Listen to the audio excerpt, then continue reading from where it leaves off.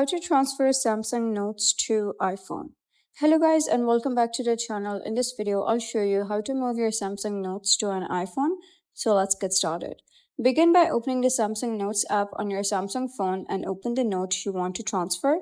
Next, tap the share button at the bottom and you'll be asked to choose an export format. Since you're sending the note to an iPhone, select the text format. After that, choose how you'd like to send the file. You can email it to yourself or use apps like WhatsApp or any other messaging service. Once it is sent, open the same message on your iPhone to access the note. This is one of the fastest ways to transfer a single note. You can also use Google Drive. Pick Google Drive from the sharing options. Upload the note to your Drive account and wait until the upload is complete. Then sign into the same Google account on your iPhone, open the Google Drive app and find the uploaded note. From there, you can view or download it whenever you need. And that's how you can transfer Samsung Notes from a Samsung phone to an iPhone. So if you found this guide helpful, please consider subscribing and leaving a like. It really helps me out and I'll see you next time.